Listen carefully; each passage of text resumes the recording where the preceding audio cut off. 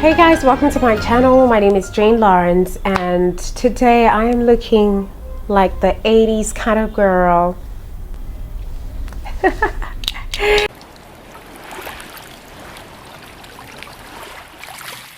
Now let's talk, ladies, about vaginismus. If your VJJ, or call it your juicy part or your coochie, won't let anything in, if you have excruciating pain and your coochie tightens up automatically or involuntarily when penetration happens, now I would advise you not to freak out too much. I know it's a cause for concern, but just know that you're not broken. You may just have what's called vaginismus. All right. Now, I recently have been coming across videos of women speaking up about this sexual problem that they face, and most of these women have nailed the blame on purity culture, where sex is only saved for marriage. So they save up themselves, they save their virginity for years till when the time comes on their wedding night to do it, and they just can't get it through. They can't get it to pass through, and this automatically leads these women to cry in pain. Why? It's cause their coochie simply involuntarily just tightens up when their husbands try to penetrate, causing a great deal of pain for these women. They can't even put on tampons too because of this. So the few women that I have watched who suffered this condition blame it on the purity culture. They call it purity sex. But then again, there are other causes like sexual trauma or negative feelings about sex, psychological issues, anxiety disorders, all of this which are linked to vaginismus. And of course, individuals who have experienced relationship problems or have had painful, first intercourse are said to be at an increased risk for developing vaginismus. Now, in case you don't understand what I mean by purity culture, then this is it. For millions of girls who grew up in Christendom or Christianity like myself, sexuality outside of marriage is considered a sin, no doubt, even in some other religion. But religion has made it in such a way that girls view sex as stumbling blocks and a danger to the relationship between men and God. It's even the teenage girls who even end up most affected by the purity culture, because while boys are being taught that their minds are a gateway to sin, women are taught that their bodies are a gateway to sin. So after years of being told that they are responsible for not just only their own purity, but the purity of boys, the purity of men around them, and also years of associating sexual desires with, depravity and shame, take it or take it, those feelings oftentimes will haunt women's relationship with their own bodies for a lifetime. Women go to war against themselves. We go to war against our own bodies, our own sexual natures, all under the strict commandment of the church.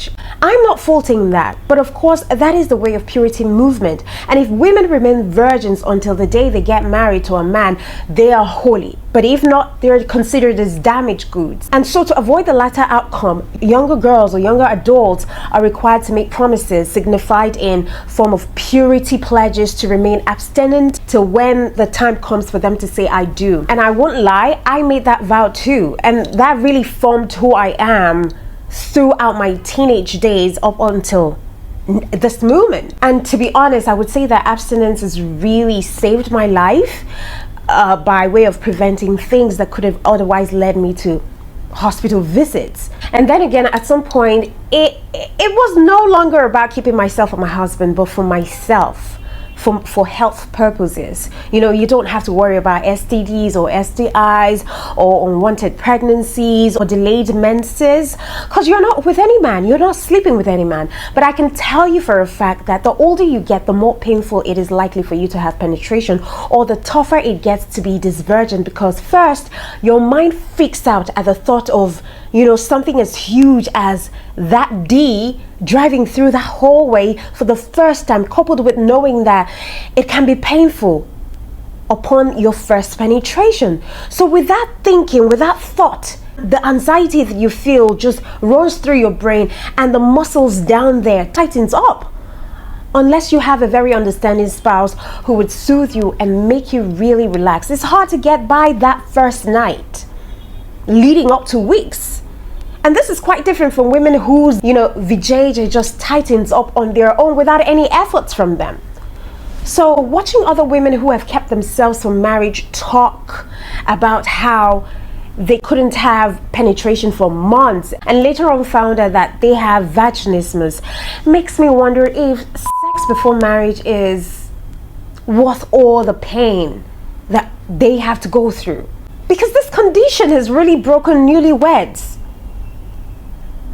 This condition can carry on for months. I watched a video of a woman who, I think it was a very long video, very lengthy one, and that video had lots of views because a lot of people are suffering that condition and they don't even know that that's a condition. They just think that sex is painful or sex is not for them, all right? And that's because their minds had been preconditioned to view sex as dirty, to view sex as sin. Even in marriage, they find it difficult to relax themselves. So what they do is, okay, for the man's enjoyment, all right? For the man's enjoyment and maybe for procreation. They don't see sex as something that should be for their own satisfaction or for their release or for their enjoyment as well. Unless you have an understanding spouse, this vaginismus would really break homes. So you get wedded to a husband and at the end of the day, you can't even have it. How then does your husband have it? Do you get what I mean? So some of these women who suffer this condition have had to live with it if they don't even go for therapy or treatment. Or worse still, they get divorced because their husbands don't really understand why it's painful for them. All right, trust me, I am all up for no premarital sex, but how is it that trying to keep God's word on marriage is honorable, bed undefiled, and then you probably find your mate at a much later age, say 30 or maybe 40s, never had sex, and boom, you can't even make love because your vajayjay is fighting off an intrusion. Your vajayjay is fighting an invasion. How does one reconcile their fate and their realities? Now, another school of thought says that this could just be a propaganda by the world to put to an end the purity culture so as to allow women explore their sexuality on time. But whatever the case is, the truth is that women go through this and are now talking about it. They're now speaking up about it. Plus, I think that there is a time frame for the body, for the human anatomy, and the body just loses its functionality over time if and when not capitalized at an early time. So how do you keep to your beliefs and God's words? All right?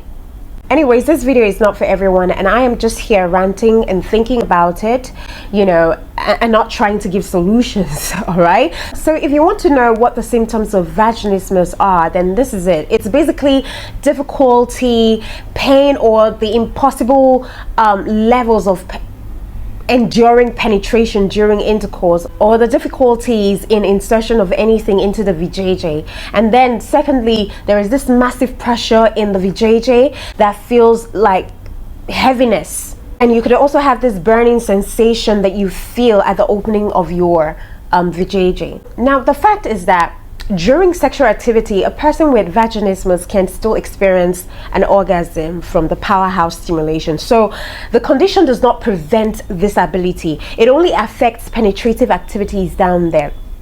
So you could actually have powerhouse orgasm, but it's quite difficult for you to even have penetration. So when it comes to juicy pot orgasm, it's not there because you can't even get it to pass through.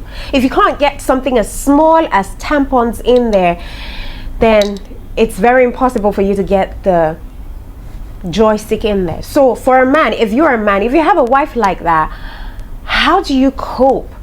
Would you leave her because you can't satisfy yourself through her? Or would you be supportive? If you're suffering from this, in order for you to address this cause of problem, you would need to consult with a pelvic floor physical therapist that could help you understand how to improve the function of your pelvic floor muscles. Although it's possible for you to control the automatic tightening of the vajayjay, but with therapy and unlearning of all of these perceptions surrounding sex as a result of staying chaste or as a result of the purity culture, or as a result of your experiences that have led up to this scary thought about being intimate, you can see a therapist and you can overcome it. And it may take a while, but if you have, like I said, the emphasis is on your partner. If you have a partner who is supportive, you can get by through this. Okay? Don't give up. And men, I would honestly advise you to be patient with your women who complain about painful intercourse, because some of these women don't really know that they're going through this kind of condition. All right, now if you've gone through this kind of condition and you've overcome it, let us know how you did it in the comment section, because honestly, women go through a lot, from menstruation to menopause. It's really a struggle, like how we manage and handle our bodies.